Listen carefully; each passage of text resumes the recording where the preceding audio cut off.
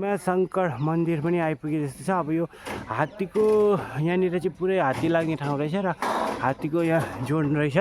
आज किस्मत राम्रो छ भने हामीले हात्ती पनि देख्न सक्छौँ भनेर चाहिँ भन्नुहुँदैछ हाम्रो यहाँ सरले। अब किस्मत कस्तो छ है त साथीहरू, राम्रो किस्मत छ भने हात्ती पनि यहाँनिर 40, 50, 60वटाको बथान हुन्छ अरे। अनि त्यो बथानबाट चाहिँ हामीले भिडियो लिनेछौँ। अब यहाँ मन्दिर आइपुग्यो हामी। जय भीमाशङ्कर, जय भीमाशङ्कर मन्दिर। हाम्रो यहाँ सर एकदम ट्रेडिसनल ड्रेसमा हुनुहुन्छ, एकदम राम्रो हुनुहुन्छ।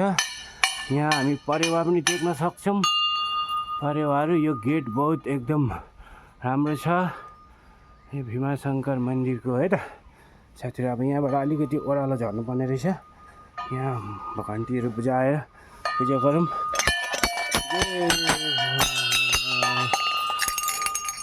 अनि हामी यहाँबाट ओह्रालो गयौँ साथीहरू। अब यो हेर्दै जानु होला। यहाँ तल नदी झरना जस्तो पनि रहेछ।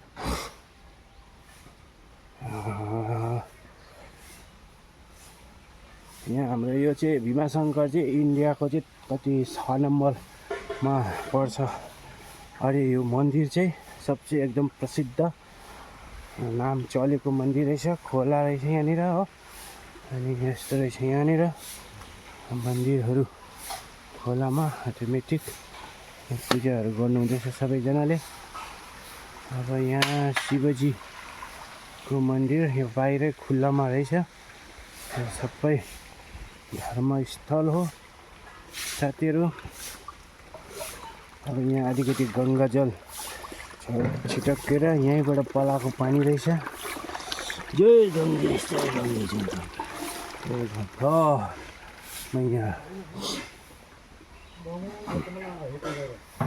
ल त साथीहरू, अब यो भिडियो यति नै गरौँ। भीमाशङ्करको यो सब शिवजीको मन्दिर रहेछ।